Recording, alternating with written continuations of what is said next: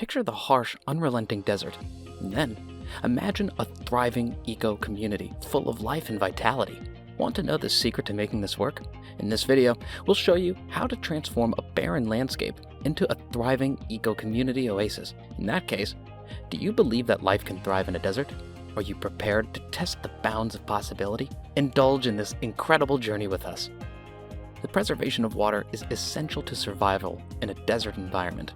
Only a few months out of the year see any kind of rainfall in the desert surrounding the school.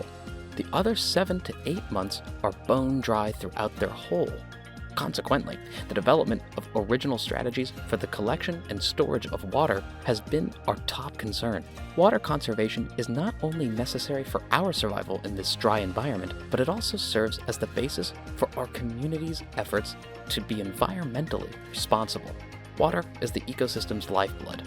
We have made considerable progress in capturing every drop of water by planning our structures such that they can collect rainfall from the roofs, and by constructing dams that can be used as reservoirs. In order to slow down the flow of water and make it easier for the water to be absorbed by the soil, stone terraces and contour ditches have been constructed.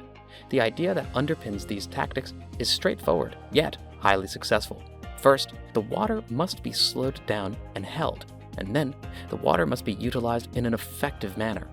Buildings that are friendly to the environment, that provide protection from the elements. Our eco-community is based on the principle that human life should be lived in harmony with the natural world. Every person needs to work toward leaving as little of an impact on the environment as possible. And our structures ought to reflect this notion. We have spent a significant amount of time and effort throughout the course of our history attempting to determine which kinds of buildings are most suited to our arid environment. We have experimented with a variety of architectural styles, including rammed earth buildings, super adobe structures, cob buildings, and cocoa crate buildings. Shockingly, we tracked down that designs looking like vaults built from the sand just underneath our feet are the most suitable for the desert climate. As a result of their round shape and thick walls, they can keep the temperature inside generally steady, in spite of the progressions in the general climate, regardless of whether it's underneath freezing outside. The temperature inside is as yet charming, so there's compelling reason to need to utilize additional well springs of intensity from an external perspective. The development of these vault-formed structures is ordinarily achieved over half a month, all through a gathering studio. Not exclusively are these vaults appealing to the eye. However, they additionally come at a reasonable cost. However, despite the fact that other construction methods such as rammed earth provide comparable benefits, these methods demand a greater level of expertise. Structures made of cob and super adobe, on the other hand, may be constructed with only the most fundamental of skills and personnel, which opens the door to prospects for larger community engagement in their creation. The semi-arid alley cropping method. Putting the power of the desert to work for you. Producing our own food is one of the most important steps we need to take to make our society completely self-sufficient. We have developed a semi-arid alley cropping method for the purpose of farming local grains, and we are making use of the desert's native vegetation to our benefit. Local cactus are used to define the boundaries of fields and offer windbreaks, and the crops are arranged in such a way as to take use of these features. This method makes the most efficient use of the restricted resources we have at our disposal, which in turn encourages biodiversity and ensures the consistent production of food. Techniques for capturing water, making the desert more vegetable.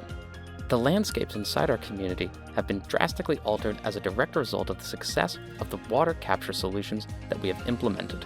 Comparing regions that have been treated with contour ditches, for example, reveals striking changes in the growth of vegetation and the delivery of plant life. The terrain that surrounds these ditches is verdant and fruitful, providing a striking contrast to the desolate expanses of the desert.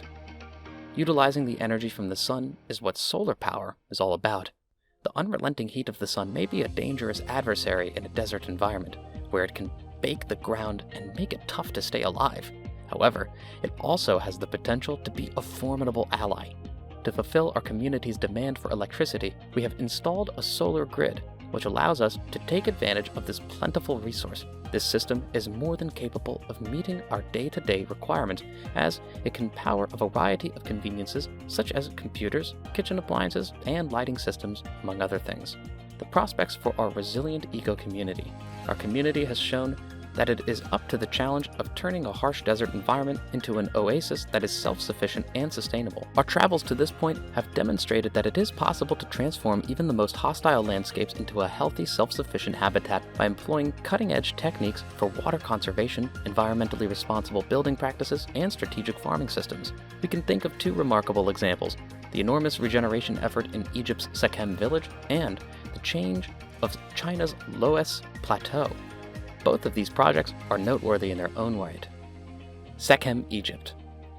Dr. Ibrahim Abouleish had a goal to create a community that was sustainable and self-sufficient when he established the Sekhem community in 1977 amid the harsh desert circumstances of Egypt. The initial step of the Sekhem plan was to acquire 70 hectares of desert property located around 60 kilometers northeast of Cairo. The land that was once devoid of life has subsequently been developed into a prosperous agricultural community that embraces biodynamic practices. Treating the soil and turning crops are only two of the groundbreaking rehearsals that individuals from the Sekhem people have carried out to build the fruitfulness of their dirt and increment the variety of harvests they can develop.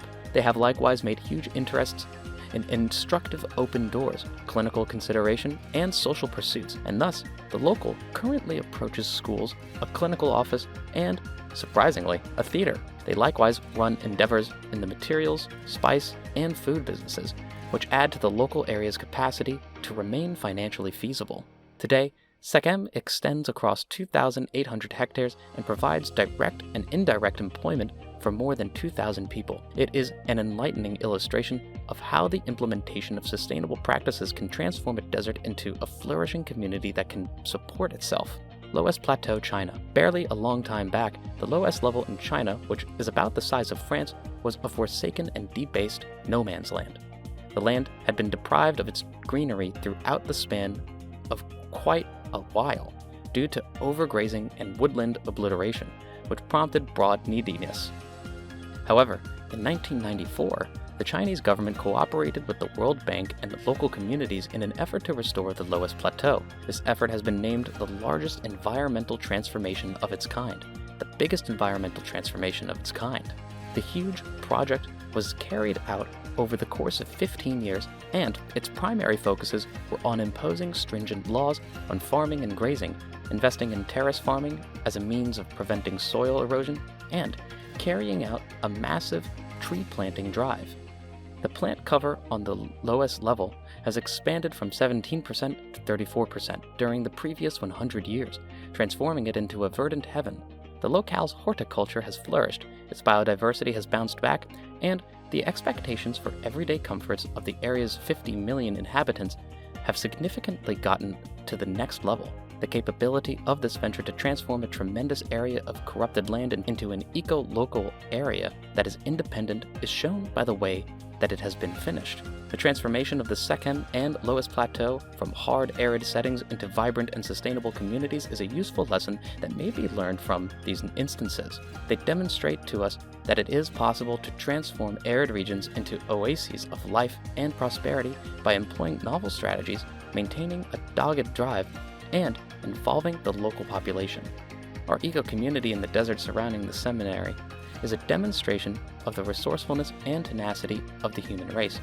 It serves as a bright example of what can be accomplished when people live in harmony with nature, adapt to their surroundings, and use resources in a responsible manner. And even though our journey is far from complete, we keep pushing the boundaries of innovation and expansion, gradually transforming the wasteland into an oasis step by step. So that's all for today, people. Hope you liked the video, and also don't forget to subscribe to our channel for more exciting videos.